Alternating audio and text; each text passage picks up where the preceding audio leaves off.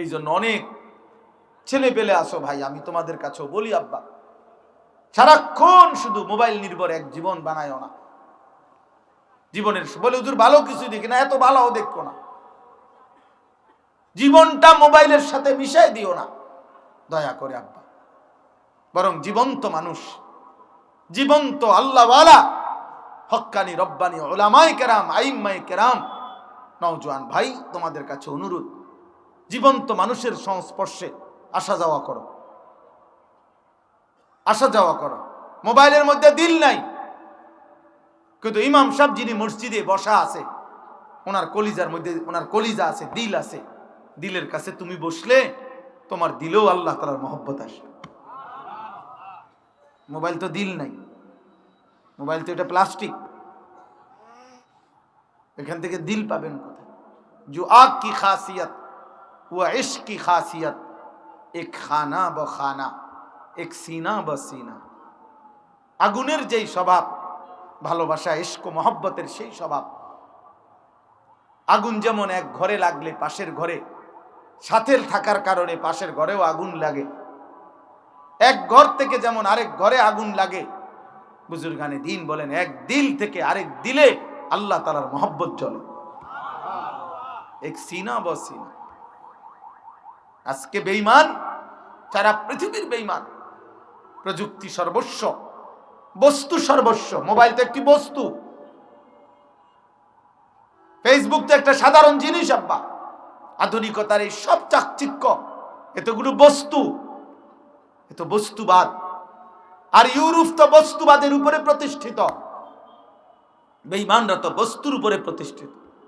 তাদের কাছে সার্বক্ষণিক ফিকির, আর কত উন্নত মেশিন বানানো যায়, আর কত দ্রুত গতিতে মানুষের কর্ম সম্পাদন করা যায়, আর কত দ্রুত গতিতে কম পরিশ্রমে আরো বেশি পয়সা রোজগার করা যায়। দুই স্লোগান পৃথিবীর ইউরোপের, এক হলো বস্তুবাদ, অর্থাৎ তোমার 24 ঘন্টার ফিকির বস্তুর উপরে, হয় মাটি, নয় ইট, নয় বালু, নয় সিমেন্ট, নয় কাঠ, নয় লোহা, কোনো না কোনো বস্তুর উপরে তোমার মেজাজ। আর দ্বিতীয় কথা হইল ক্যাপিটালিজম, পুঁজিবাদ, শুধু জমাও, পয়সা জমাও, টাকা জমাও, হালাল না হারাম, জায়েজ না নাজায়েজ, কোনো কিছুর দরকার নাই, বৈধ অবৈধতার বিষয় নাই।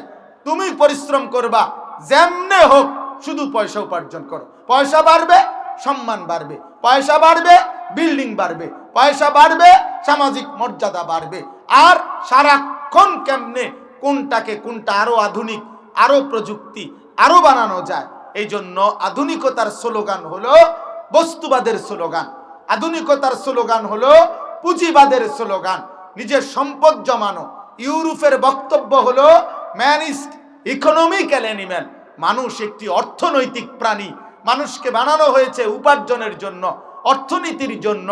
মানুষকে বোঝানো হয়েছে your life your wish, your life your choice, তোমার জীবন তোমার পছন্দ, তোমার যা ভাল লাগে তুমি তাই করো, তোমার যা ভাল লাগে তুমি তাই পরিশ্রম করো। কিন্তু খোদার কসম, কোরআনুল কারীমের আয়োজন, রাসূলুল্লাহ সাল্লাল্লাহু আলাইহি সাল্লামের 23 বছরের আয়োজন, আখিরাতের আয়োজন, জান্নাতের আয়োজন, জাহান্নাম থেকে বাঁচার আয়োজন, কবর সুন্দর করার আয়োজন, হাসরের মাঠে ডান হাতে আমলনামা পাওয়ার আয়োজন, ফুলসিরাত পার হওয়ার আয়োজন, অনন্তকালের জীবন সুন্দর করার আয়োজন।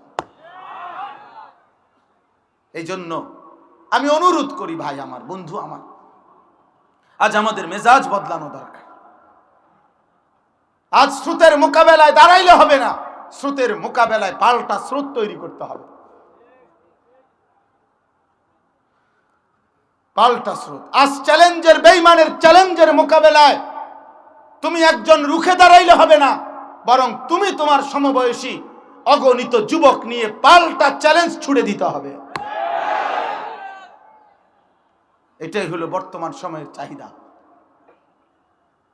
এই জন্য আমি অনুরোধ করছি, আলহামদুলিল্লাহ সম্ভাবনা ভালো, সম্ভাবনা ভালো। সারা বাংলাদেশে আলহামদুলিল্লাহ উলামায়ে কেরামের মাহফিলে ব্যাপকভাবে নওজোয়ান উপস্থিত হয়। এটা সম্ভাবনা, এটা সম্ভাবনা। একজন বক্তার জনপ্রিয়তা না, এটা এটা আল্লাহর ইচ্ছা, আল্লাহর ইচ্ছা। এটা সময়ের প্রেক্ষাপট। আজ থেকে 21 বছর আগে আল্লাহর দয়ায় আমি আমার এই সামান্যটুকু কথা বলা শুরু করছি। আমার এই ছোট্ট বয়ানের বয়স 21 বছর। আমি 4 জন মানুষের সামনেও বয়ান করছি, 10 জন মানুষের সামনে ওয়াজ করছি। সেই সময়ও আমি এভাবেই কথা বলতাম, এখন যেমনে বলি। নতুন কোন সুর, কসম খোদা, কারো কোনো বাংলাদেশে কোন সুর, কোন স্টাইল, কোন নতুন কোটি, কোন নতুন রুমাল, কোন নতুন লেটেস্ট কোন মডেল, হ্যাঁ এখন ঠ্যাঙ্গালগি দিয়া হাঁটি অথবা পাঞ্জাবি উল্টাইয়া ফিন্দি, এমন কিছু না, এমন কিছু না। এক আল্লাহওয়ালার সোহবতে জীবনের সবকিছু চালাইতে চেষ্টা করি, ওলামায়ে কেরাম বুজুর্গানে দ্বীনের কাছে বসতে চেষ্টা করি, আর এই এক ফিকির বলতেই চেষ্টা করেছি। কিন্তু বর্তমান সময়টার পরিবর্তন বোঝা যায়। সমস্ত ওলামায়ে কেরাম আলহামদুলিল্লাহ, আমাদের হক্কানি মুত্তাকি ওলামায়ে কেরাম যেখানেই বয়ান করে সেখানেই কিশোর যুবক ব্যাপকভাবে আল্লাহর দিকে ফিরছে। আমি গতকালকেও বলছি, ছেলেরা মনে রাখবা, শহীদ শরীফ উসমান হাদির এই পবিত্র রক্তের বিনিময়ে আজ প্রকাশ্যে স্লোগান হচ্ছে যেমন, ইনশাআল্লাহ মনে রাখবা আড়ালে শহীদ শরীফ উসমান হাদির রক্তের বদলায় এই জমিনে ইমানদার দেশপ্রেমিক সাচ্চা মর্দে মুজাহিদ আড়ালে আরো তৈরি হচ্ছে লাখ লাখ, ইনশাআল্লাহ। সময় বলে দেবে এ কথা, স্পষ্ট সময় বলে দেবে।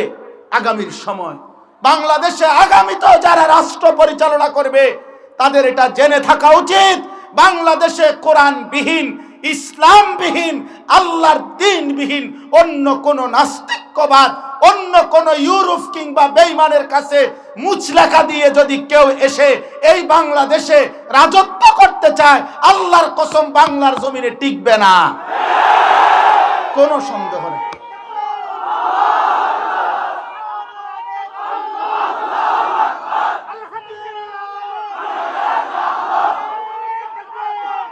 এখানে ইসলাম ছাড়া অন্য কিছু খাবে না এই মাটি,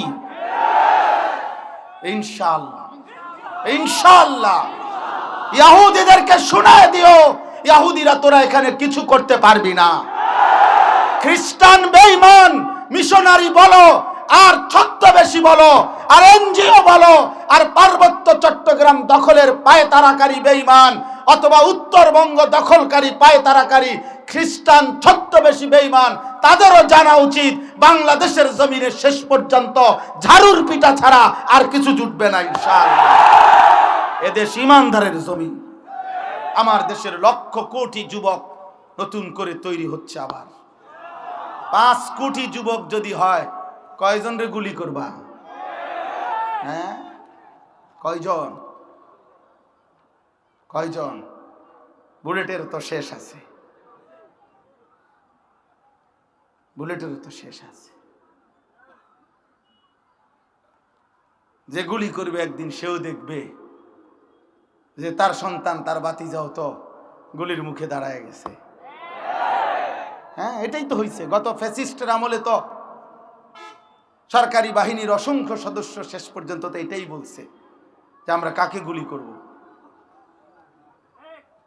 পুলিশ সদস্য তো বলতে বাধ্য হয়েছে আমার ছেলেও তো আন্দোলনকারীদের অন্তর্ভুক্ত। আর্মির ছেলে তো বলতে হয়েছে আর্মি যে আমার সন্তানও তো আন্দোলনকারীদের অন্তর্ভুক্ত, আমি কার বুকে ব্রাশ ফায়ার করব, কারে গুলি করব?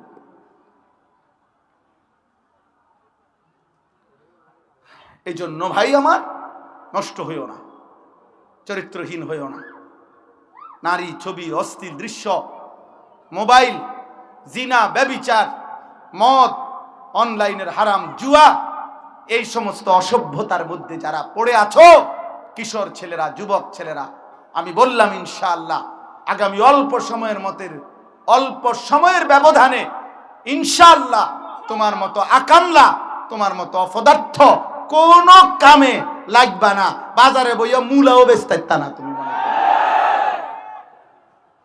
মানুষে তোমার তে মূলাও কিনতো না। দেখলেই কব তোর চুল চেহারা দেখলে সিটারের মতো মনে হয়, তোর এডি মূলা না, মনে অন্য কিছু। যা, তারে দেখতে মনে বাটফার বাটফার মনে, সিটারের মতো দেখা যায়, তার মাল 2 নম্বর।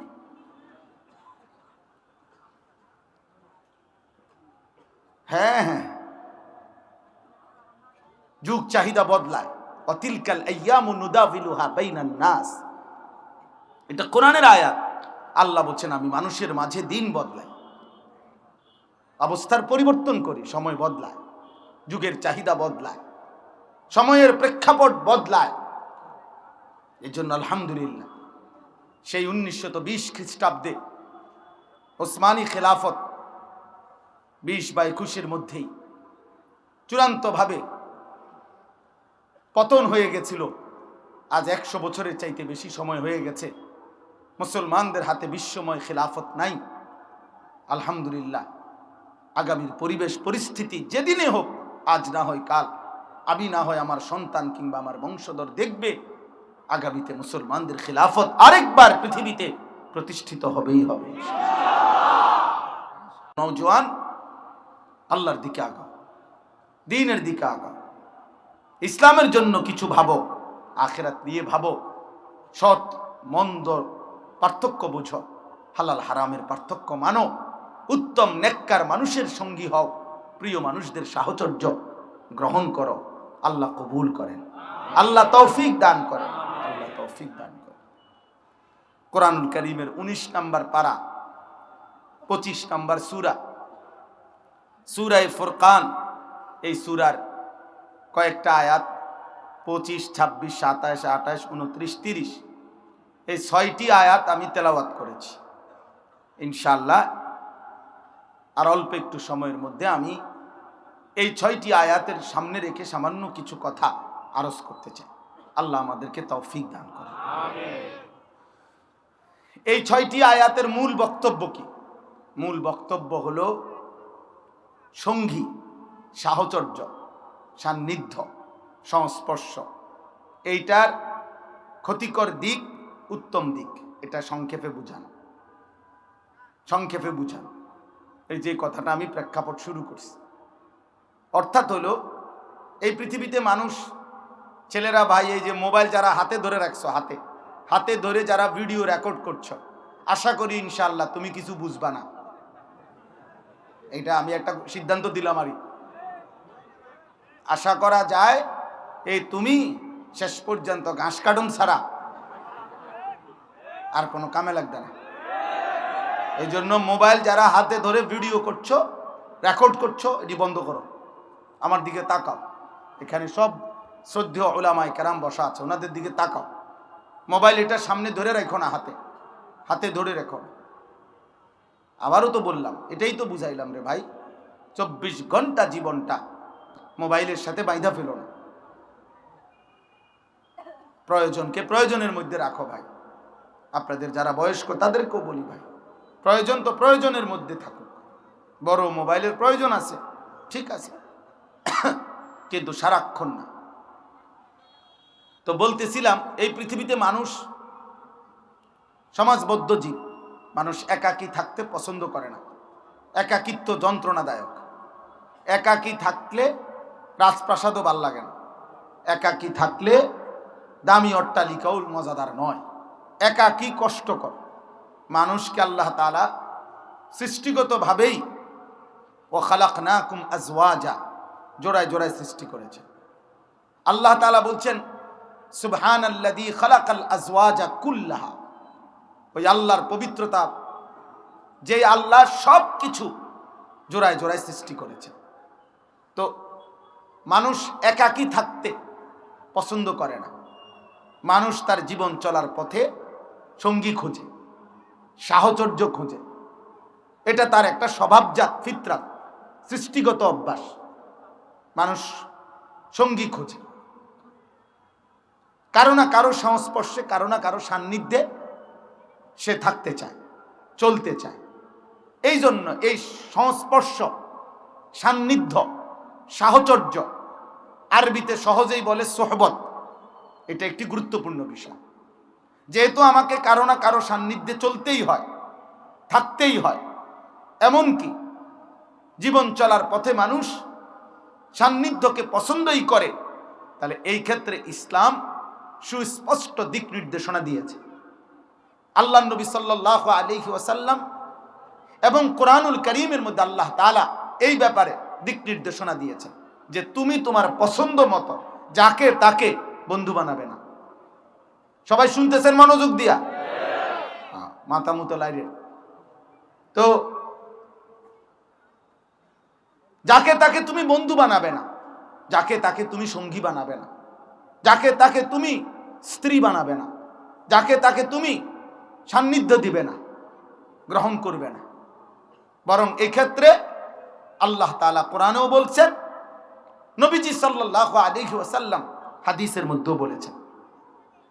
সবচেয়ে প্রথম কথা হলো একবারে সূরা ফাতিহা থেকে শুরু করলে এ কথা স্পষ্ট যে আল্লাহ তাআলা সবচেয়ে বেশিবার একজন ইমানদারের জবান দিয়ে যেই দোয়াটা করায় আল্লাহর কুদরতে আল্লাহ, সেটা হলো সিরাতে মুস্তাকিমের দোয়া। ইহদিনাস সিরাতাল মুস্তাকিম। এই দোয়াটাই আল্লাহ তাআলা ইচ্ছায় অনিচ্ছায় আমাদের জবান দিয়ে বেশি বলায়। যারাই আমরা নামাজ পড়ি সেই ভোর থেকে নিয়ে রাত পর্যন্ত আল্লাহ যেন আমাদেরকে বলে, বান্দা এটা তোমার বেশি দরকার, এই জন্য অন্যান্য বিষয় এক আধবার মাঝে মধ্যে বইল যা যা লাগে, কিন্তু সিরাতে মুস্তাকিম তোমার 24 ঘন্টা দরকার, তোমার মূলত দরকার। এই জন্য তুমি সিরাতে মুস্তাকিম সকাল থেকে রাত, ফজর জোহর আসর মাগরিব ইশা, ফরজ ওয়াজিব সুন্নত নফল প্রত্যেক রাকাতেই তুমি সিরাতে মুস্তাকিম কামনা করো। সিরাতে মুস্তাকিম, সিরাতে মুস্তাকিমের ব্যাপক অর্থ হইল, সংক্ষেপ কথা হইল, এক তো সিরাতে মুস্তাকিম তো হইল জান্নাতের পথ, আল্লাহর সন্তুষ্টির পথ, জাহান্নাম থেকে বাঁচার পথ, এটা তো আছেই, আমরা মোটামুটি বুঝি। আরেকটা ব্যাপক অর্থ হইল সিরাতে মুস্তাকিম বলা হয় একজন ইমানদার তার জীবনের প্রতিটি পদক্ষেপে আল্লাহ রসুলের মর্জি মতো সিদ্ধান্ত নিতে পারা।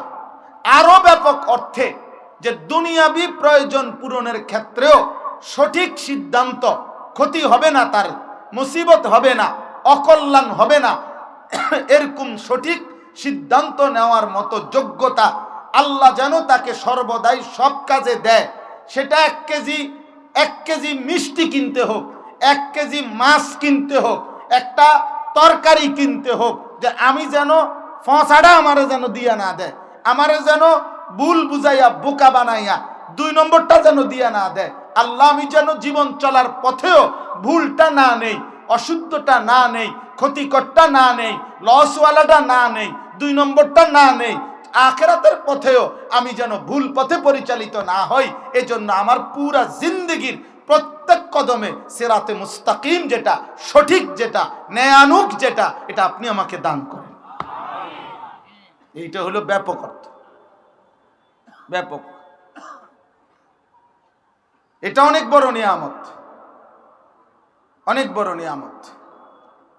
বহু মানুষ তো এমন আছে যে যেটাই কিনে এটাই ঠগে, আছে না এমন? আমাদের গ্রামে কয় না যে বহু লোক আছে যে শুকনার মধ্যে জাল ফালাইলেও মাছ ওড়ে, মানে বুঝাবার লেগে কয় যে তার যেটা ধরে এটা বরকত। কেউ আছে স্বর্ণ হাত দিলে মাটি হয়ে যায়, মাটি। তাইলে আল্লাহর কাছে সিরাতে মুস্তাকিম আমাদের জীবনের সবচেয়ে বড় চাওয়া, জীবনের সবচেয়ে বড় চাওয়া। আল্লাহ এখান থেকে নিয়ে জান্নাত, মানে মনে করেন আমি এখানে দাঁড়ায় আছি, এখান থেকে নিয়ে জান্নাত এই পর্যন্ত আমাকে অতিক্রম করতে যা লাগবে আপনি আমার সব দেন। সিরাতে মুস্তাকিম, ইহদিনাস সিরাতাল মুস্তাকিম। আল্লাহ বলছে আন্না হাদা সিরাতি মুস্তাকিমান ফাত্তাবিউহু, এই কোরআন আমি দিলাম।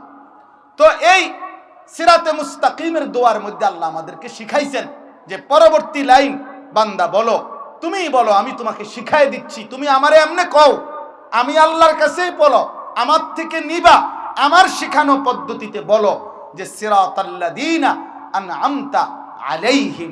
আল্লাহ আমার আগে জান্নাতের পথ, সঠিক পথ, জীবনের সব কাজ সঠিকভাবে সুন্দরভাবে করার রাস্তা আপনি আপনার যেই প্রিয় বান্দাদেরকে দিয়েছেন, আপনি আমাকে তাদের পথ দেখায়া দেন, তাদের সংস্পর্শ দিয়ে দেন, তাদের সাহচর্য দিয়ে দেন, তাদের সন্ধান দিয়ে দেন। তাহলে আমি তাদের পিছে ধরব, তাদের সাথে একসঙ্গী হয়ে জান্নাতে পৌঁছে যাব। ট্রেনের প্রথম ডাব্বা আর 100 নম্বর ডাব্বা হোক 100 নম্বর ডাব্বা, শেষ ডাব্বা যেটা, এটা যদিও একদম অনেক পিছনে, কিন্তু আশা করা যায় প্রথম ডাব্বা যখন প্ল্যাটফর্মে স্টেশনে পৌঁছে তো 100 নম্বর ডাব্বাও স্টেশনেই পৌঁছে। হতে পারে কাতারের প্রথমে আবু বকর সিদ্দিক, আমি হই সবার লাস্টে হই, 1000 কোটির পরে হই না, 1,00,000 কোটির পরে হই না, কিন্তু আল্লাহ আপনি আমাকে ওই পথে দেখায় দেন, পিছে দিয়েই থাকলাম আমি, তাইলে দেখা যাবে সামনের আবু বকর যেই গন্তব্যে পৌঁছবে আমিও সেই গন্তব্যেই পৌঁছব। সিরাতাল্লাযীনা আনআমতা আলাইহিম, এই সুহবত আল্লাহ আমার এমন কারো সন্ধান দিয়ে দেন, সন্ধান দিয়ে দেন।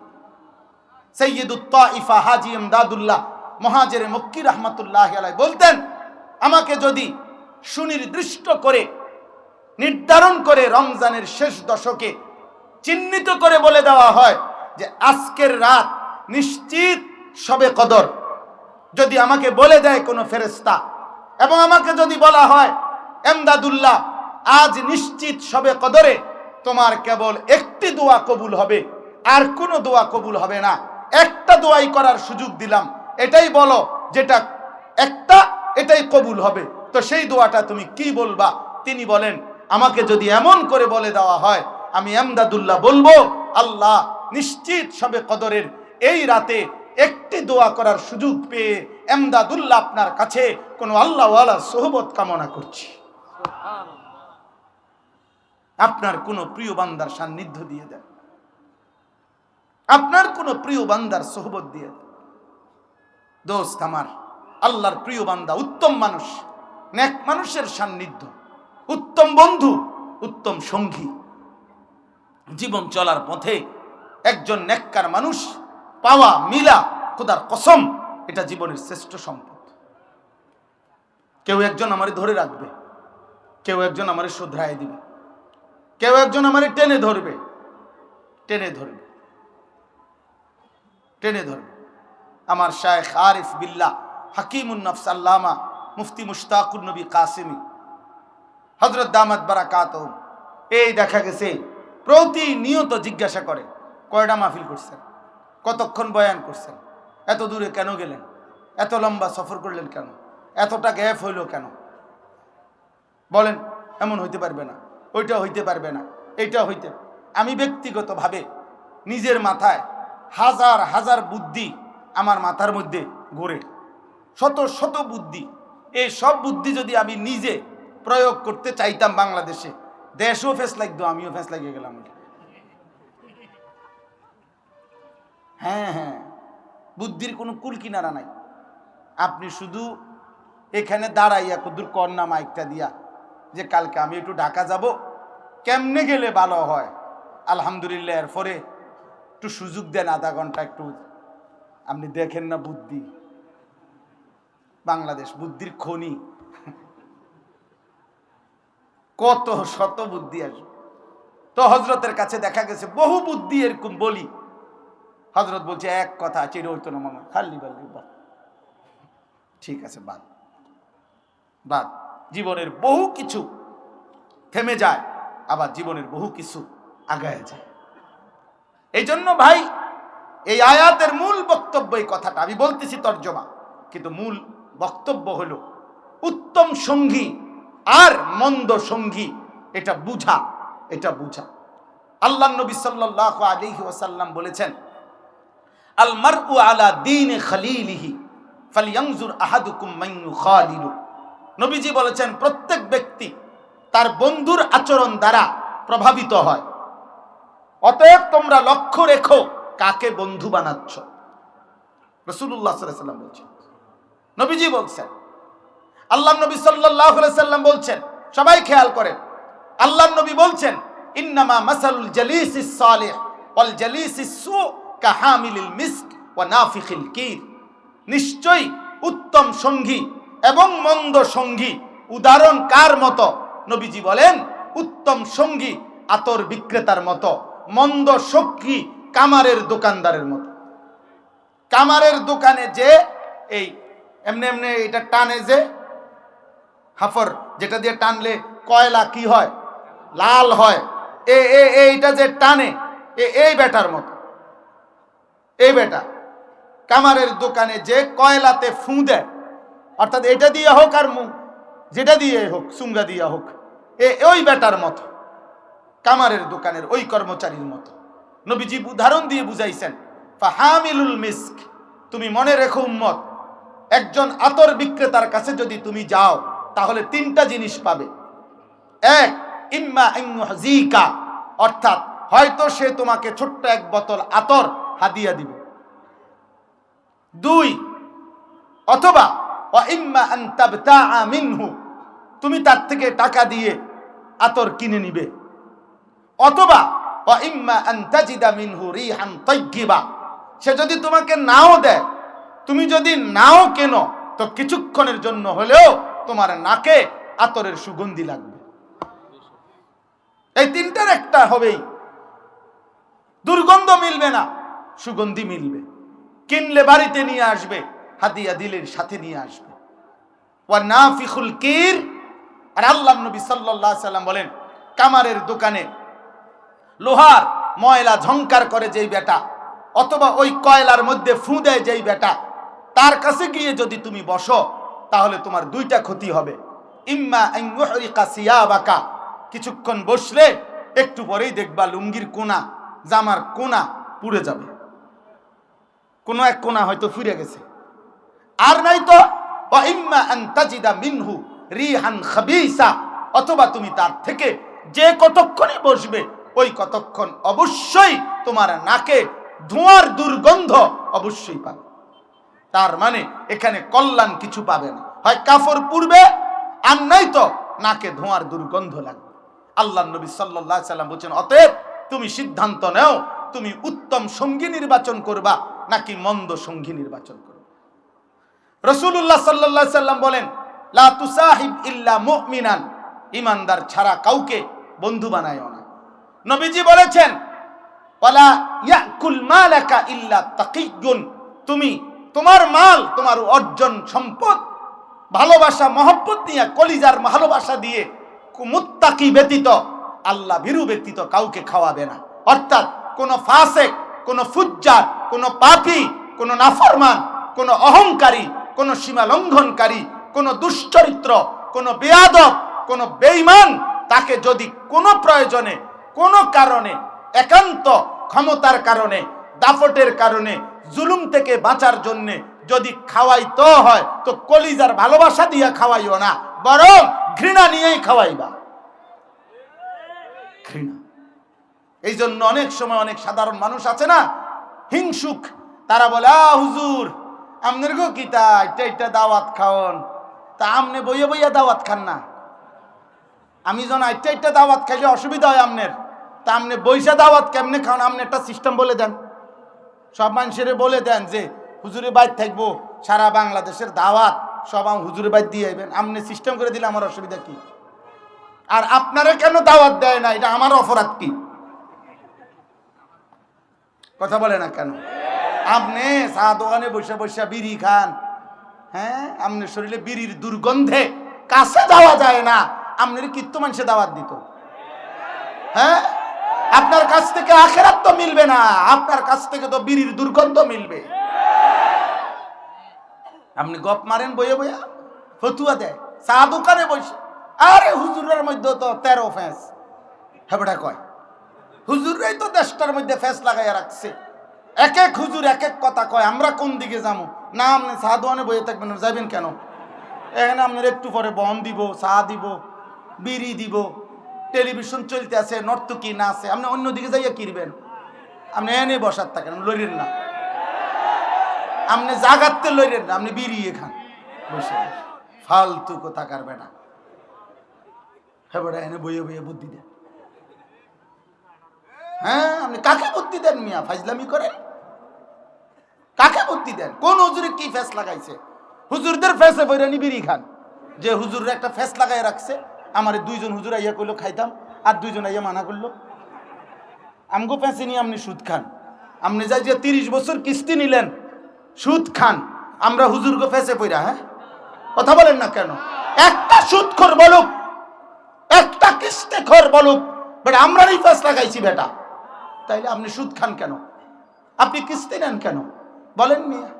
একজন, আমি তো চ্যালেঞ্জ করে বলছি মিয়া, কেউ রাগ হইলে হোক বেটা, একটা বাবা যে তার ছেলেকে প্রতিষ্ঠিত করতে গিয়ে হয় চাকরি নয় ব্যবসা নয় বিদেশ আপনি করতে গিয়ে যারা আপনারা 5 লাখ টাকা 12 লাখ টাকা সুদে নিলেন, কিস্তিতে নিলেন, যে হুজুর 12 লাখ টাকা সুদে কিস্তিতে নিয়া ফুলা বিদেশ পাঠাইছি, বাজারে দোকান নিয়ে দিছি, চাকরি লইয়া দিছি, তাইলে আল্লাহকে সাক্ষী রেখে আজকের এই হাজার মানুষ, অসংখ্য অগণিত মানুষের এই ভরা মজমায় এখানে দাঁড়াইয়া আপনি মাইকটা হাতে নিয়ে বলেন যে আমি 12 লক্ষ টাকা সুদ নিছি, কিস্তি নিছি, জিফুতের লাইগা জীবনভর ওজনে কম দিয়া মিথ্যা বলে বাটফারি করে টাকা রোজগার করে এই বিল্ডিং বাড়ি জায়গা জমি করছি জিফুতের জন্য, এই আশায় যে আল্লাহ যেন আমারে আখিরাতে জাহান্নাম থেকে মুক্তি দেয়, আল্লাহ যেন ফুল আগুনের উসিলায় জিফুত বউ বাচ্চার উসিলায় যেন আল্লাহ জান্নাত দেয়,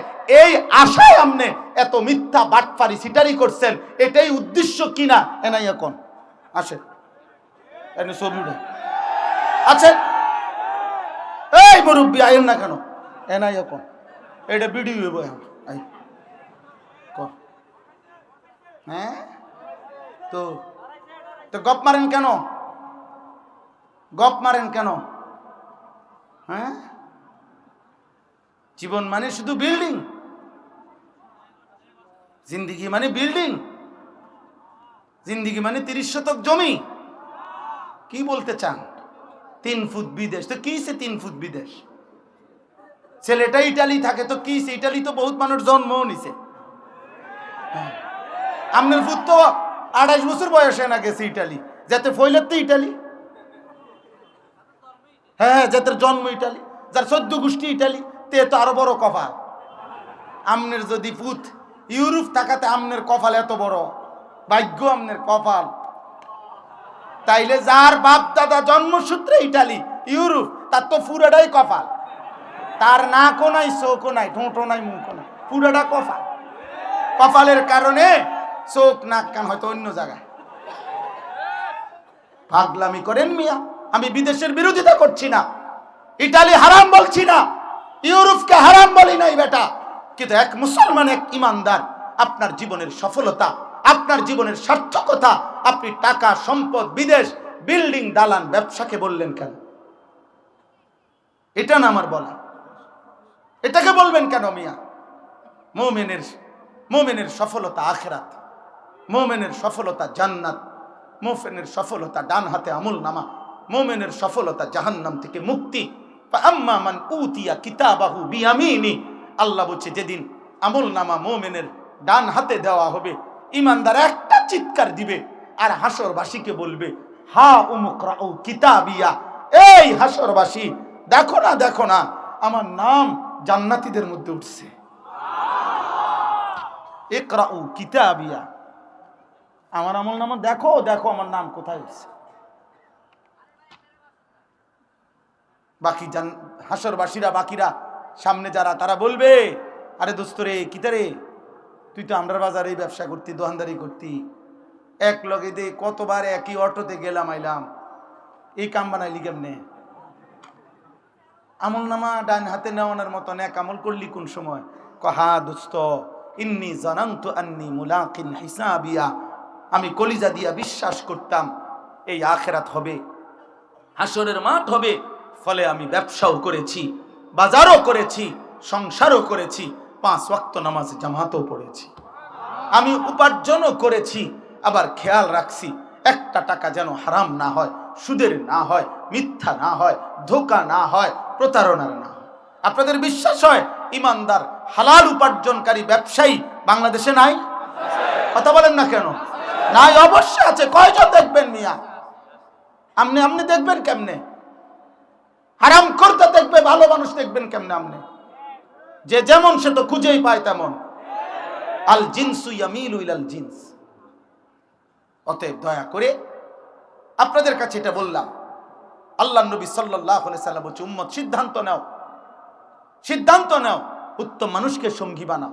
তোমার দোকান হোক, তোমার ব্যবসা হোক, তোমার স্ত্রী হোক, তোমার বন্ধু হোক, তোমার চলার পথের সঙ্গী হোক। যুবক ভাই, তোমাদেরকেও বলছি আব্বা, জীবনের সবচেয়ে বড় ব্যর্থতা মনে রাখো বাপ, অসৎ সঙ্গ, মন্দ লোকের সংস্পর্শ। সমবয়সী সহপাঠী যদি চরিত্রহীন হয়, লম্পট হয়, নারী লুবি হয়, জিনা ব্যভিচারের দৃশ্যে অভ্যস্ত হয়, মদ করে নেশাখোর গাঁজাখোর হয়, কোনো মেয়ের সাথে হারাম প্রেম করে, হারাম সম্পর্ক করে, দোস্ত আমার হাত জোড় করে বলি আব্বা, আমার নওজোয়ান সন্তান, আমার কিশোর ভাই, আমার যুবক ভাই, দোস্ত তোকে বলি ভাই, আমার ওই ছেলেটা তোরে নষ্ট করে দিবে। 8 ঘন্টা যার সাথে চললি, একবারও যার জবানে মালিকের নাম উচ্চারণ হইল না।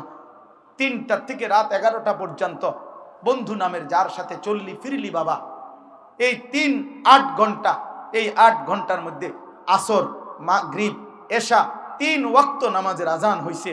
বন্ধু নামের এই শয়তান, বন্ধু নামের এই দুষ্ট একটা বারও তোকে বলল না, কিরে দুষ্ট, তুইও মুসলমান আমিও মুসলমান, চল না নামাজ পড়ি।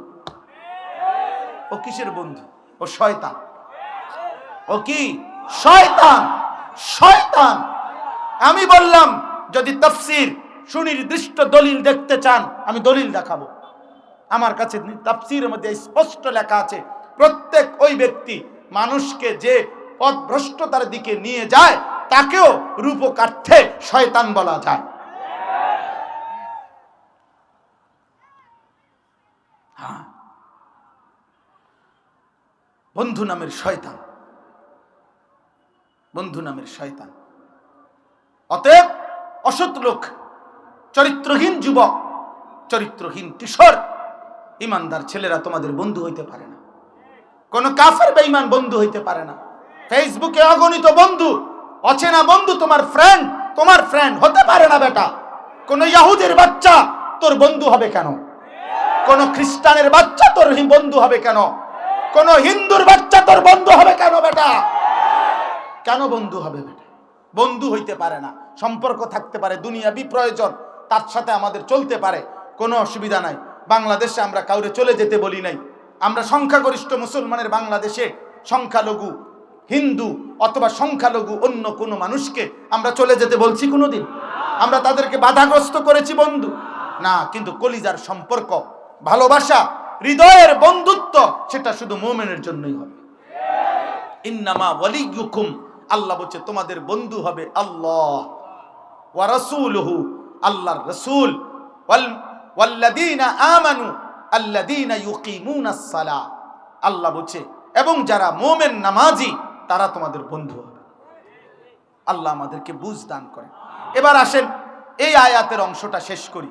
এই আয়াতের মূল বক্তব্য হলো, রাসূলুল্লাহ সাল্লাল্লাহু আলাইহি সাল্লামের জামানায় মক্কার কুরাইশদের একজন সর্দার ছিল, উকবা ইবনে আবি মুআইত তার নাম।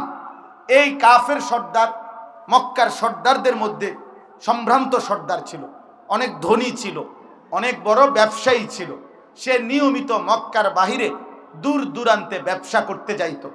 আর 2 মাস, 3 মাস, 6 মাস, 1 মাস 15 দিন পরে ব্যবসার থেকে যখনই ফিরে আসতো মক্কায়, তো মক্কার সম্ভ্রান্ত ব্যক্তিদেরকে সে মেহমানদারি করত। তার একটা অভ্যাস ছিল নিয়মিত। এটা এমনিতেই আরবের মেহমানদারি প্রসিদ্ধ, তো তার মধ্যে মেহমানদারির গুণ ছিল। উকবা ইবনে আবি মুআইত, তো সে করছে কি, একদিন ব্যবসার থেকে আইসা সবাইরে যে দাওয়াত দিছে তার বাড়িতে, আমাদের প্রিয় নবী সাল্লাল্লাহু আলাইহি সাল্লাম তিনিও যেহেতু কুরাইশের সম্মানিত ব্যক্তি, তো নবীজিকেও দাওয়াত দিছে। নবীজি আসছেন তার ঘরে। আসার পরে সবাইকে যখন খাবারের দস্তরখানে বসাইছে, সবার হাত ধোয়াইতেছিল, আল্লাহর নবী তখন হাত ধুইতেছিলেন না।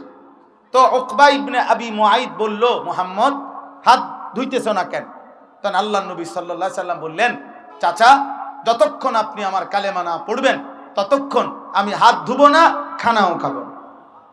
উকবা ইবনে আবি মুআইত, আমি কুরাইশ, আমার আজীবনের পরিচিতি সুনাম যে মেহমানকে আমি মেহমানদারি করি, আমি মেহমান নওয়াজ। আজকে যদি মুহাম্মদ না খাইয়া আমার বাড়ির থেকে উঠে চলে যায়, তাহলে গোটা আরবে আমার বদনাম হবে যে উকবার বাড়ির থেকে মেহমান না খাইয়া চলে গেছে। তখন উকবা ইবনে আবি মুআইত তার মেহমানদারির ঐতিহ্য ধরে রাখার জন্য নিরুপায় হয়ে কালেমা পড়ছে নবীজির সামনে।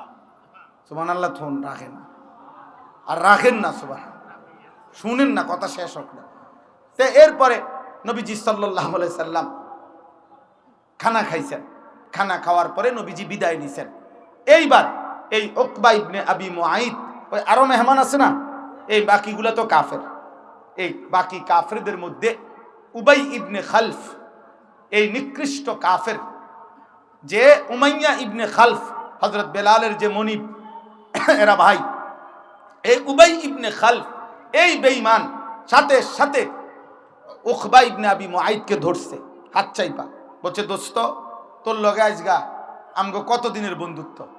কয় যে এই ছোটবেলার বন্ধুত্ব, ল্যান্টাকালের বন্ধুত্ব, মানে ছোটবেলার থেকেই কি বন্ধুত্ব আমরা। তখন উবাই ইবনে খালফ বলল, এটা কি করলি আজকে, কি করলি? লাকাদ সাবাতা, আজ তুমি আমাদের সবার সামনে এতদিনের বন্ধুত্ব ত্যাগ করে একসাথে আমরা চলি ফিরি, তুমি আজকে ধর্ম ত্যাগ করলা, বাপদাদার ধর্ম তুমি আমাদেরকে না বলে না কয়ে ত্যাগ করলা, তাইলে এতদিনের বন্ধুত্বের কি মূল্য আছে? তোমার লগে আমাগো আজকে এতদিনের তোর বন্ধুত্ব, একসাথে আমরা মদ খাই, একসাথে জুয়া খেলি, একসাথে মানুষ কন্যাই, বুঝেন না? যাবতীয় সিটারি বাটপারি তো ওই মক্কায় আমরা একসাথে আজকে এতদিন ধরে করতেছি। এখন কথা নাই বার্তা নাই, হঠাৎ করে মুহাম্মদের কালেমা গ্রহণ করলা। তখন উকবা ইবনে আবি মুআইত বলছে, দোস্ত তোমাদের সাথেই আমার বন্ধুত্ব, কিন্তু তোমরা তো দেখছো সে তো খাবার খাচ্ছে না, এখন সে যদি খানা না খায় আমি কি করব? তখন খাবার না খাইলে আমার ঘর থেকে যদি মেহমান ফিরে যায় তাইলে তো গোটা আরবে বেইজ্জতি হবে, এই জন্য আমি নিরুপায় হয়ে মুহাম্মদের কালেমা পড়ছি। নাউযুবিল্লাহ। তখন এই উবাই ইবনে খালফ বললেন, তাহলে তুমি আমাকে বন্ধুত্ব স্বীকার করো? কহর অবশ্যই বন্ধু, তোরাই তো আমার বন্ধুত্ব, মদে জুয়া সিটারি বাটফারি তো আমরা একসাথেই বন্ধু, আমরা হ্যাঁ বন্ধুই তো আমি তোদের, তোমরাই আমার বন্ধু। তাহলে যদি বন্ধুত্ব ঠিক রাখতে হয় এই মুহূর্তে তুমি মুহাম্মদ যেখানেই পাইবা, যে অবস্থায়, ওইখানে গিয়া তার কপাল বরাবর থুতু মেরে, নাউযুবিল্লাহ, তার কালেমা তারে ফেরত দিবা। এই বেঈমান এই উকবা ইবনে আবি মুআইত, বদনসিব, দুর্ভাগ্য, এই বদনসিব গিয়া দেখছে নবী সাল্লাল্লাহু আলাইহি সাল্লাম কাবা ঘরের সামনে, আল্লাহর ঘরের সামনে তখন সেজদা দিছে। নবীজি সেজদা অবস্থায় সে থুতু মারছে নবীজির কপালের দিকে, আর বলছে, মুহাম্মদ তোর কালেমা তোকে ফেরত দিলাম। আল্লাহ তাআলা বললেন, হায় বেঈমান, কামডা করলি কি? আহা, কি করলি? এই তখন আল্লাহ তাআলা বললেন যে দেখো দুনিয়াবাসী, বন্ধু অসৎ বন্ধু কি করল? সে তো কালেমা পড়েই ফেলছিল, ইচ্ছায় হোক অনিচ্ছায় হোক কালেমা তো পড়েই এলাইছিল, কিন্তু বন্ধু নামের শয়তান, বন্ধু নামের অসৎ লোকটা তাকে আজ কি করে দিল? বরবাদ করে দিল, বরবাদ করে দিল। সেদিন আখিরাতে কি হবে তাদের? এই তখন এই কথাইটা, এই প্রেক্ষাপটটা, যে এই অসৎ বন্ধুত্বের কারণে যারা আল্লাহর নাফরমানি করলো, নিজেদের জাহান্নাম তৈরি করলো, তারা হাসরের ময়দানের দিন কি করবে, এই অসৎ বন্ধুত্বের আফসোসে এই কথাটা আল্লাহ এখানে তুলে ধরছে। এই জন্য আমি যেহেতু ব্যক্তিগতভাবে কিশোর যুবকদেরকে একটু বেশি বলি বাবা, এই জন্য আমি বললাম, নওজোয়ান ভাই, তোমরা অধিকাংশই অসৎ বন্ধুদের খপ্পরে পড়ে চরিত্রহীন কোনো ছেলে, চরিত্রহীন কোনো মেয়ে, মনে রাখ বাবা, বিবাহ বহির্ভূত যেই কোনো মেয়ে যেই তোমার সাথে প্রেম করে, বিবাহ বহির্ভূত যেই কোনো মেয়ে যেই তোমার সাথে কোনো রকমের ভালোবাসার সম্পর্ক আদান প্রদান করে, খোদার কসম, রব্বে কাবার কসম, মনে রাখবা ওইটা বেহায়া, ওইটা চরিত্রহীন, ওইটা লম্পট, ওইটা জেনাকার, ব্যভিচারিণী নারী। বলে হুজুর, আমারে বলছে এক ছেলে, হুজুর হুজুর ও আজকে 3 বছর সব সময় হিজাব পরে, আমার সাথে ছাড়া পৃথিবীর কারোর সাথে কথা বলে না। সুবহানাল্লাহ। আমনে আমনে আব্দুল কাদের জিলানীর স্বাস্থ্য ভাই, আমনে জোনায়েদ বাগদাদির একবারে হুয়া তো ভাই, আমনের লগে কথাগুলি গুণ হয় না, আমনের লগে যে 3 বছর কথাগুলি, এটা গুণ হয় না, এটা গুণা না, গুণা হইব অন্য মানুষের লগে কইলে। আস্তাগফিরুল্লাহ। আমি তখন ওই যুবককে বলছিলাম, যুবক শোনো, 3 বছর ধরে যেই মেয়ে বিবাহ বহির্ভূত তোমার সাথে সম্পর্ক, সে যদি হিজাব না, আমি বললাম আনিসুর রহমান, আমি বললাম সে যদি লেফও গাও দেয়, কম্বলও গাও দেয়, সে যদি লেফ কম্বল গাও দিয়েও থাকে, এরপরও সে বেহায়া বেহায়া বেহায়া চরিত্রহীন মেয়ে, চরিত্রহীন মেয়ে, চরিত্রহীন মেয়ে। ফাহিয়া জানিয়া, সে ব্যভিচারিণী নারী। আল্লাহ ওয়াদা দিছে, বান্দা আয-জানি লা ইয়ানকিহু ইল্লা জানিয়াতান আও মুশরিকা। আল্লাহ বলছে, ওয়াদা দিছে, ব্যভিচারী পুরুষ বিবাহ করবে না। সে যখনই বিবাহ করবে তো ওই তার বিবাহিত স্ত্রী হবে জানিয়া, আরেকটা ব্যভিচারিণী নারী, আও মুশরিকা, অথবা কোনো মুশরিক বেঈমান নারী। এজন্য চরিত্রহীন যুবক যদি তওবা না করো, এই নারী দেখে অভ্যস্ত, ছবি দেখে অভ্যস্ত, উলঙ্গ দৃশ্য দেখে অভ্যস্ত কোনো মেয়ের সাথে, অথবা আপনজন কোনো মেয়ে, চাচাতো বোন, মামাতো বোন, ফুফাতো বোন, খালাতো বোন, আপনজন কারোর সাথে যাদের হারাম, অবৈধ, বিবাহ বহির্ভূত, নাজায়েজ যাদের সম্পর্ক, যদি তওবা না করো, যদি আল্লাহ মাফ না করে, তোর কপালে বিবাহিত স্ত্রী জুটবে আরেকটা জেনাকার অথবা বেঈমান। ওয়াজানিয়াতু লা ইয়ানকিহুহা ইল্লা জানিন আও মুশরিক। আল্লাহ বলছে, ব্যভিচারিণী নারী তাকেও বিয়ে করবে না, যেই করবে সে ব্যভিচারী পুরুষ অথবা মুশরিক পুরুষ। ওয়া হুররিমা যালিকা আলাল মুমিনিন। আল্লাহ বলছে, ঈমানদার পুরুষ এবং নারীর জন্য ব্যভিচারী পুরুষ এবং নারী হারাম ঘোষণা হলো, হারাম। আরো শোনো যুবক, ইমাম শাফিঈ রাহমাতুল্লাহ আলাইহি বলছে, ইমাম শাফিঈ স্পষ্ট, আমার শায়েখ আল্লামা মুফতি মুশতাকুন নবী কাসিমি হযরতের পছন্দের একটা কিতাব আছে, আদ-দা ওয়াদ-দাওয়া, ইমাম ইবনুল কাইয়িম আল জাওজি রাহমাতুল্লাহ আলাইহি লিখিত কিতাব আল জওয়াবুল কাফি, এটাও বলা হয় এই কিতাবের নাম, অথবা আদ-দা ওয়াদ-দাওয়া এই কিতাবের নাম, রোগ এবং ঔষধ, মানে আর্থিক রোগ। ওই কিতাবটা হযরতের কাছ থেকে পড়ে আমিও পড়ছিলাম, আমার কাছেও আছে এখন, এই কিতাবের মধ্যে আছে, আমি নিজে পড়ছি। ইমাম শাফি রাহমাতুল্লাহ বলছে, আজ-জিনা কারজুন, ব্যভিচার, নারী পুরুষের হারাম সম্পর্ক, এইটা কার্জ, এটা একটা ঋণ, এটা একটা ঋণ, এটা একটা ঋণ। তিনি বলছেন, হে যুবক, যদি কেউ বিবাহ বহির্ভূত জিনা করে থাকো, ব্যভিচার করে থাকো, যদি তওবা না করো, যদি আল্লাহ মাফ না করে, খোদার কসম, ইমাম শাফিঈ পৃথিবীর বিখ্যাত মুজতাহিদ ইমাম, তিনি বলছেন, তাহলে অবশ্যই তোমার পরিবারের কাউকে দিয়ে তোমাকে সেই ঋণ শোধ দিতে হবে, শোধ দিতে হবে, শোধ দিতে হবে।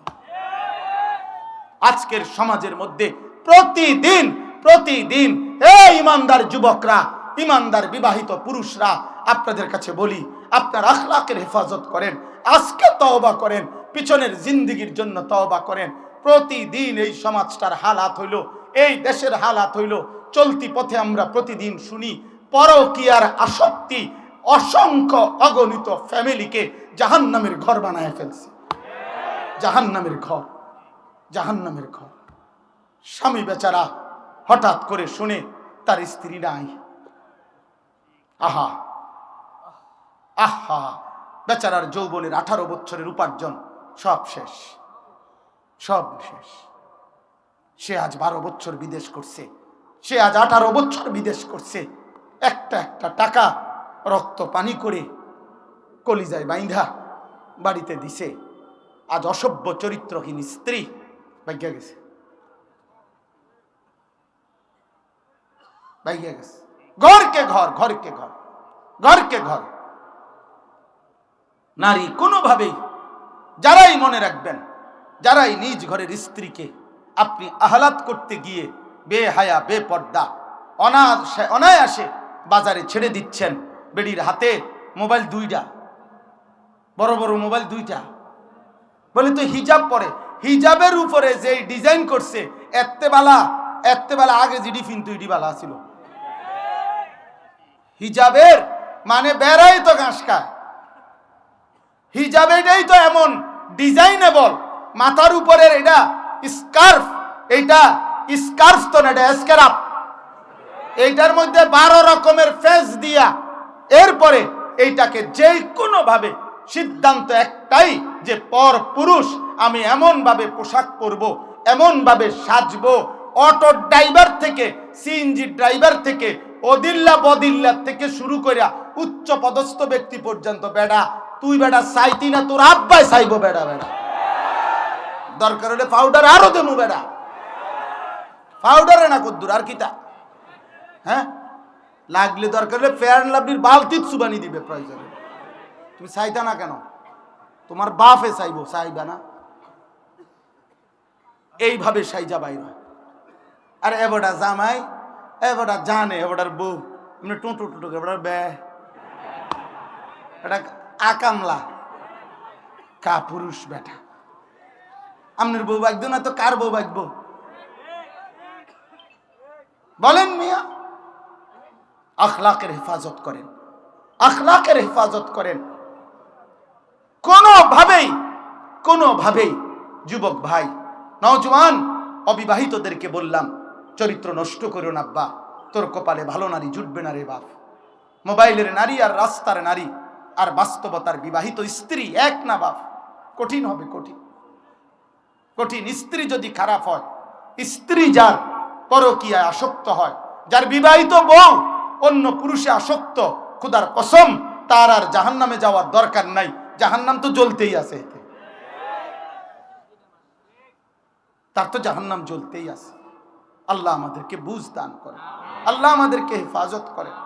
চলেন, আল্লাহ তাআলা বলেন ওয়ায়াউমা তাশাক্কাকুস সামাউ বিল গামাম, আল্লাহ তাআলা বলেন কিয়ামতের দিন আসমানটা মেঘে ঢেকে যাবে।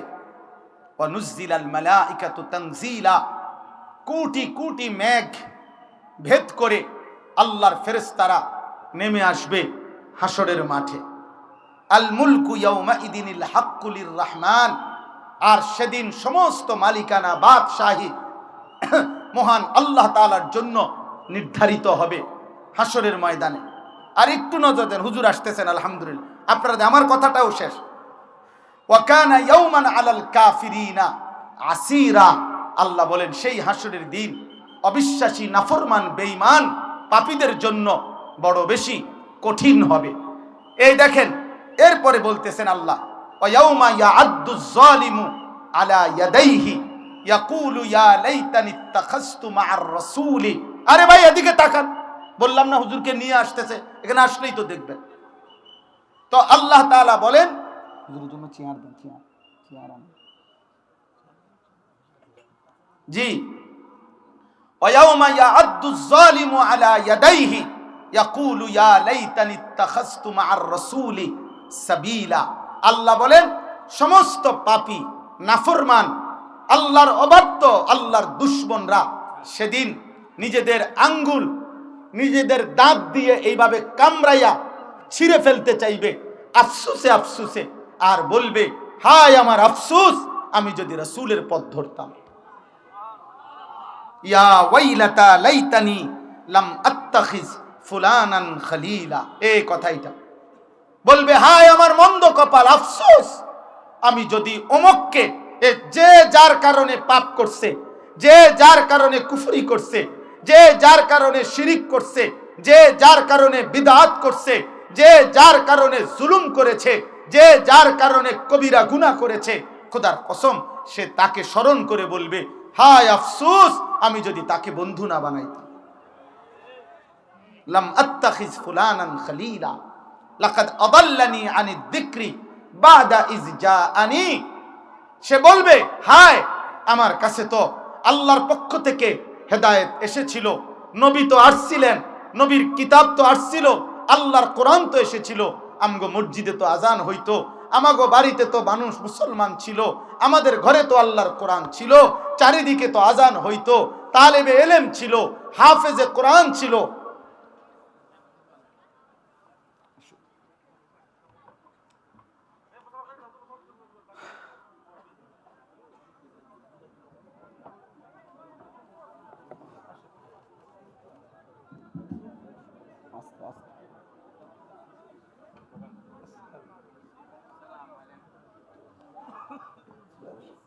শুধু 1 মিনিট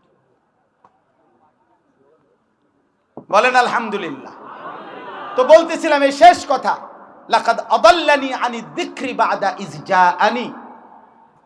সে বলবে, ওই আফসোস করবে, আহা কেন তাকে বন্ধু বানাইলাম, আহা কেন তাকে বন্ধু বানাইলাম। এই নিজের আঙ্গুল দাঁত দিয়া কামড়াইতে থাকবে, ছিঁড়ে ফেলতে চাইবে, আর বলবে আমার কাছে তো হেদায়েত আসছিল, আমার কাছে তো হেদায়েত আসছিল, আমাদের এলাকায় তো আলেম আসছিল, আমাদের এলাকায় মাহফিল হয়েছিল, আমাগো মসজিদের ইমাম তো বছরে 52 সপ্তাহ জুমার বয়ানে আল্লাহর কথা আখিরাতের কথা বলছিল, আমাগো ঘরে তো কোরআন ছিল, আমাদের মহল্লায় তো আজান হইতো, আমাদের বাড়িতে তো নামাজি মানুষ ছিল, কত দাড়িওয়ালা টুফিওয়ালা মানুষ তো আমি দেখছি, আহা আমি কেন তাদেরকে ধরলাম না, তাদের কথা গ্রহণ করলাম না। আমারে তো ওই বন্ধু নামের দুষ্ট, সে তো আমারে আদাল্লানি পথভ্রষ্ট করে দিল, পথভ্রষ্ট করে দিল। ওয়া কানা শাইতানু লিল ইনসানি খাজুলা। এই শেষ কথা হলো, আল্লাহ বলবেন, আল্লাহ বলেন মনে রেখো, প্রত্যেক মানুষের জন্য শয়তান তার পাপ নাফরমানি করার সময় কেটে পড়ে, সরে পড়ে। এ কথার 1 মিনিট কথা হইল, প্রত্যেক পাপীকে শয়তান যখন ওয়াসওয়াসা দেয়, তারে সর্বোচ্চ ওয়াসওয়াসা দিতে দিতে দিতে দিতে কর কর কর কর, সায়ালা কিচ্ছুই তো না, তুই শুধু সামান্য না আসে না দেখবি, মানুষে এত কত মারাত্মক দেখে বেটা। হ্যাঁ বেটা, মাত্র 10,000 টাকা সুদ, লাখ লাখ টাকা সুদ খাইয়া গিল্লা লাইতে আছে বেটা, করবি না বেটা, এটা কিছে বেটা, কত হুজুরও আছে বেটা উল্টা পাল্টা, এই মনে করেন একটা মানে বলে দিল আর কি, বিভিন্ন রকমের ওয়াসওয়াসা দিয়ে। আল্লাহ বলতেছেন যে শয়তান যখন গুনায় প্ররোচিত করে, তাফসীরের মধ্যে আছে, কিন্তু কোন নাফরমান মনে রাখবেন, গুনাহ করবার পূর্ব মুহূর্ত পর্যন্ত শয়তান তো তাকে প্ররোচনা দেয়, বলতে থাকে কর কর কর কর কর, কিন্তু যখনই ওই নাফরমান গুনাহটা শুরু করে, জিনা শুরু করে, ব্যভিচার শুরু করে, মদ পান শুরু করে, চুরি শুরু করে, জুলুম সন্ত্রাস শুরু করে, তো আল্লাহর কোরআনে আছে শয়তান তৎক্ষণাৎ তার থেকে সরে যায় আর বলে আমার ভয় হয়, আমি আল্লাহকে ভয় করি, কারণ এখন যদি তোর উপরে আযাব আসে, আমিও যদি লগে থাকি, আমারও আল্লাহ শেষ করে দিবে। কামাসালিশ শাইতানি ইজ ক্বালা লিল ইনসানি কফুর ফালাম্মা কাফারা ক্বালা ইন্নী বারীউম মিনকা ইন্নী আখাফুল্লাহ রাব্বাল আলামিন। এবার বুঝছেন শয়তান কেমন শয়তান, এর কি ছোটখাটো হারামি?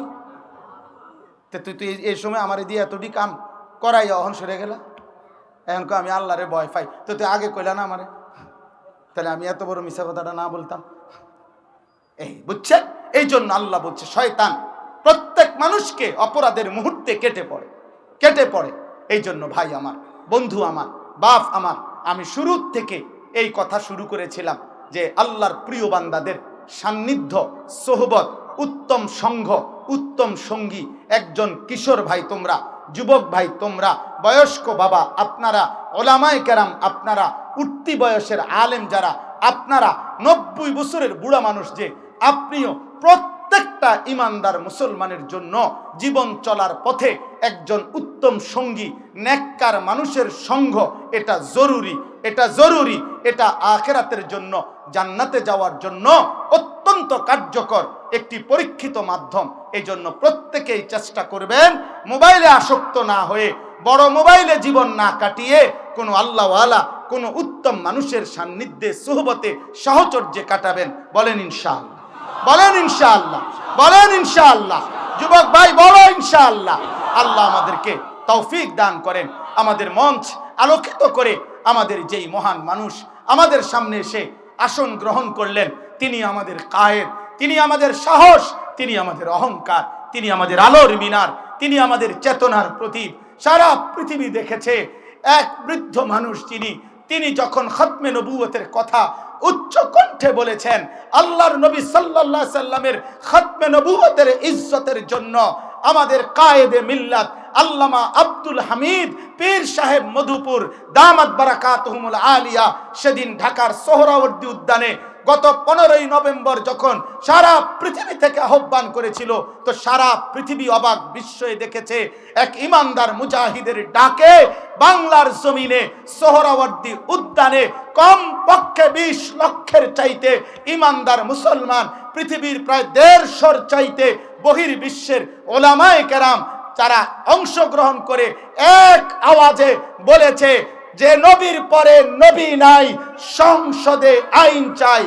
বলেন কাদিয়ানীরা কাফের, কাফের, কাফের, কাফের, কাফের, কাফের, কাফের। আমরা সবাই ইনশাআল্লাহ আবার যদি আমাদের কায়েদে মিল্লাত আল্লামা আব্দুল হামিদ মধুপুর পীর সাহেব হুজুর আবারও যদি খাতমে নবুয়তের ইজ্জতের জন্য, আল্লাহর নবীর সম্মান আর মর্যাদা রক্ষার্থে আবারও যদি আমাদেরকে যখনই ডাক দেয়, আমরা যেতে প্রস্তুত আছি তো ইনশাআল্লাহ? সবাই রাজি তো ইনশাআল্লাহ? আল্লাহ তৌফিক দেন, আল্লাহ কবুল করেন, আল্লাহ হযরতের হায়াতকে আফিয়তের সাথে আমাদের জন্য দীর্ঘায়িত করেন।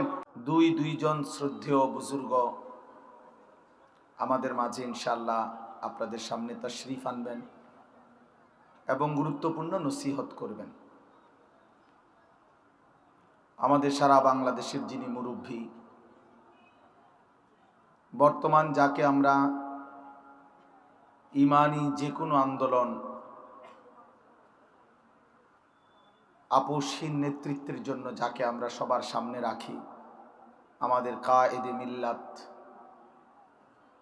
যিনি আমাদের সারা পৃথিবীর কাছে পরিচিত সমাদৃত বুজুর্গ আলেমে দ্বীন, পরম শ্রদ্ধেয় মধুপুরের পীর সাহেব হুজুর আল্লামা আব্দুল হামিদ সাহেব হাফিজাহুল্লাহ। আলহামদুলিল্লাহ, হযরত বহু আগেই এসেছেন এবং কিছুক্ষণ পরে ইনশাআল্লাহ হযরত আসবেন, নসিহত করবেন। এবং এরপরে আমার পরম শ্রদ্ধেয় শায়েখ, এদেশের হাজারো লাখো ইমানদার মুসলমানের হৃদয়ের মানুষ, কলিজার মানুষ, হাকিমুন নফস, আরিফ বিল্লাহ, আল্লামা মুফতি মুশতাকুর নবী কাসিমি হযরত দামাত বারাকাতুহুমুল আলিয়া ইনশাআল্লাহ বয়ান করবেন। সমস্ত নওজোয়ান বাবা ভাই সবার কাছে আমার অনুরোধ, কষ্ট করে দূর দূরান্ত থেকে যথেষ্ট ফিকির করে মেহনত করে আপনারা আসছেন, যে যেমনে বসছেন, আর এশার নামাজ যেহেতু আদায় হয়ে গেছে, একান্ত উজু ইস্তেঞ্জার জরুরত না হইলে আর উঠাউঠি করবেন না। দুইজন বুজুর্গ আল্লাহওয়ালার চেহারার দিকে তাকাইয়েই থাকেন। সব কিছু যদি নাও বুঝেন, ইনশাল্লাহ আমি বললাম, বিশেষ করে নওজোয়ান ভাই, আরো বিশেষ করে উঠতি বয়সের যারা আলেম হয়েছেন বা হচ্ছেন, নওজোয়ান আলেম, নওজোয়ান উস্তাদ, নওজোয়ান ইমাম সাহেব, আপনাদের কাছেও বিশেষভাবে বলতেছি, আল্লাহওয়ালাদের চেহারার দিকে তাকায় থাকবেন। যেটুকুই বুঝেন বুঝেন, না বুঝলে না বুঝেন, কিন্তু আশা করি ইনশাআল্লাহ তাকাইয়া থাকার বরকতে, এই নজরের বরকতে আল্লাহ তাআলা অন্তরের মধ্যে নূর দান করবেন, সেই নূরে আলোকিত হবেন।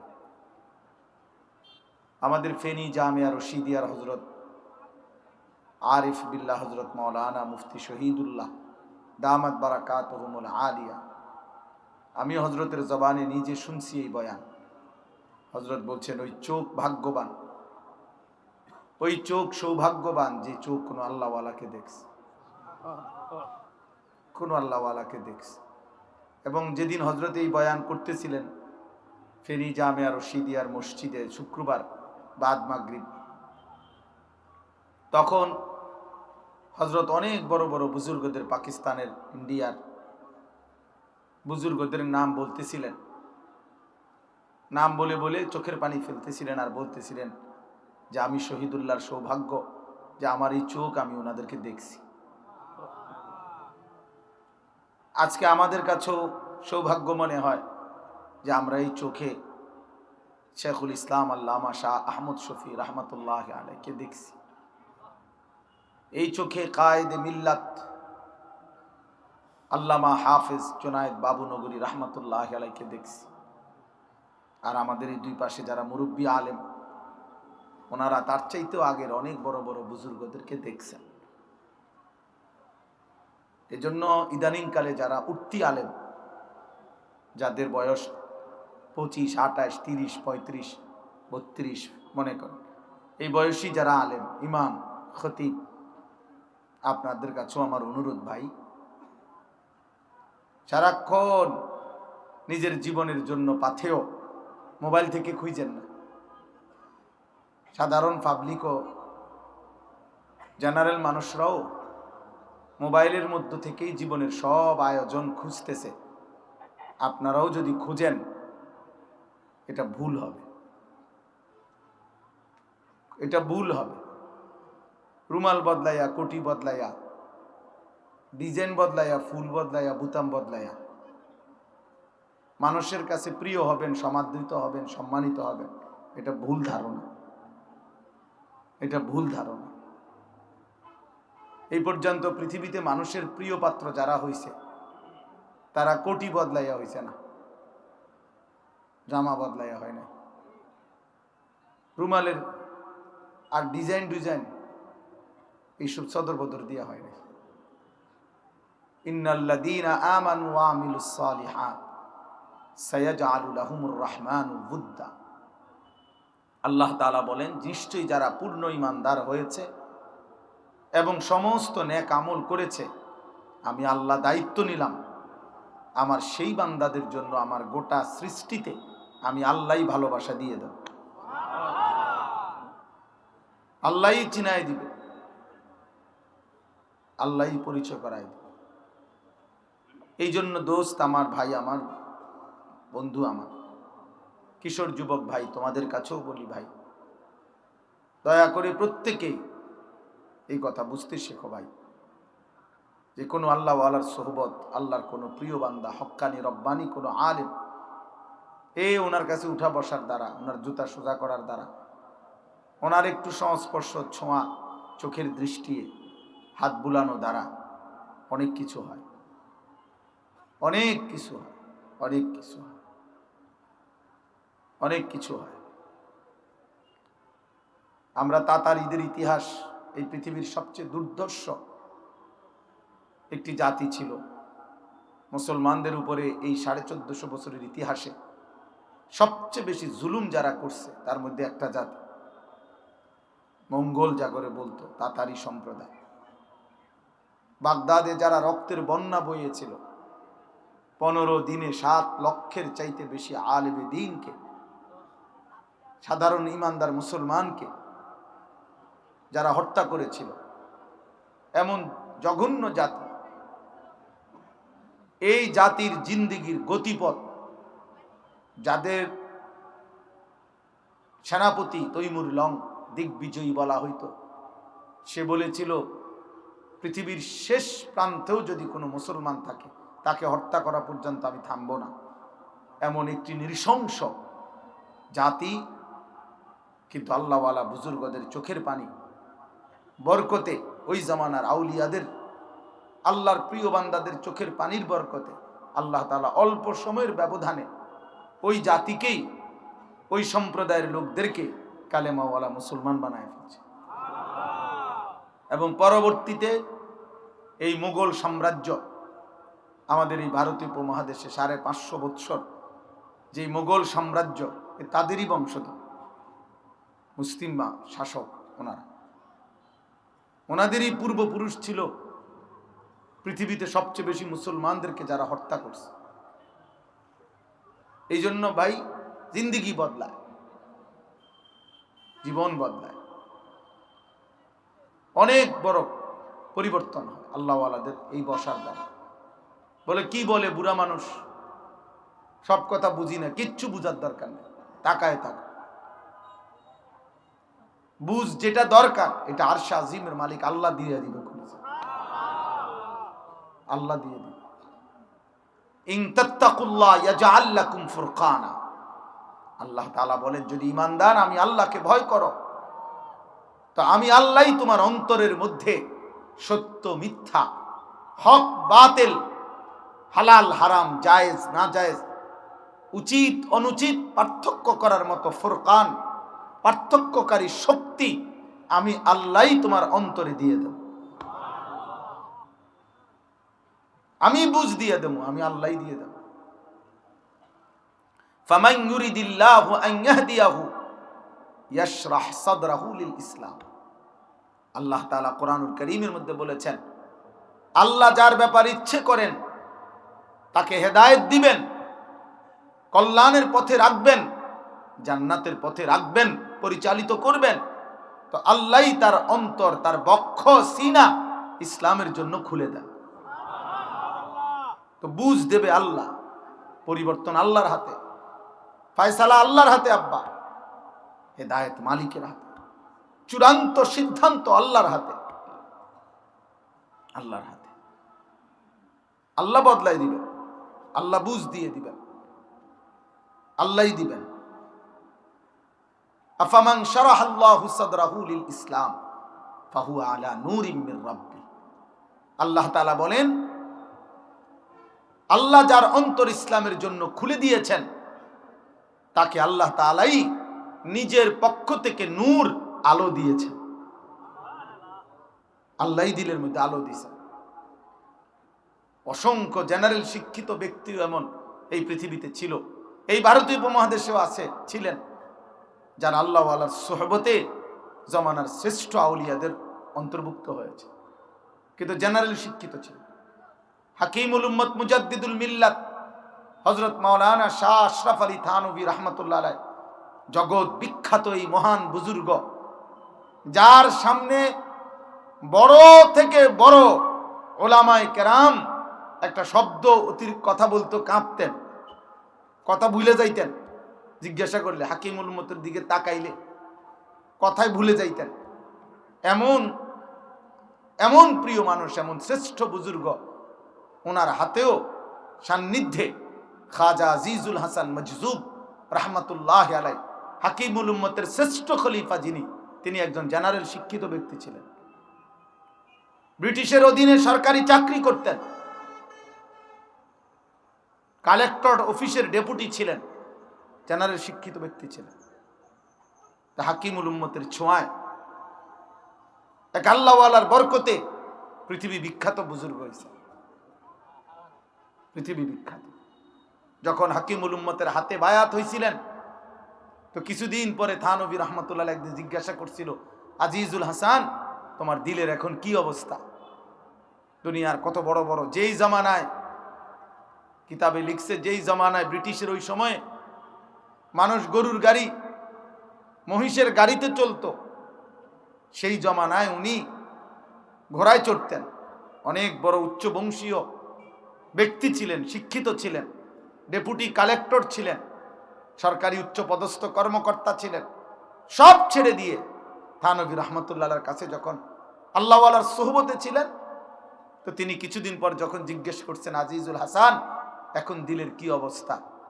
বলছে, হযরত, দিলের অবস্থা এখন এমন, আপনারে শুনাইতে মন চায়, এখন দিলের হালাত যে আল্লাহকে বলতে মন চায়, हर तमन्ना दिल से रुखसत हो गई, अब तू आजा, अब तू खलवत हो गई।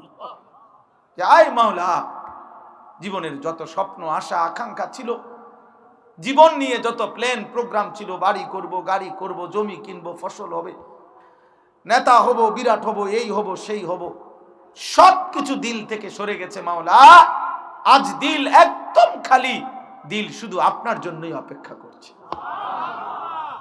अब तू आजा, अब तू खलवत हो गई। हाँ,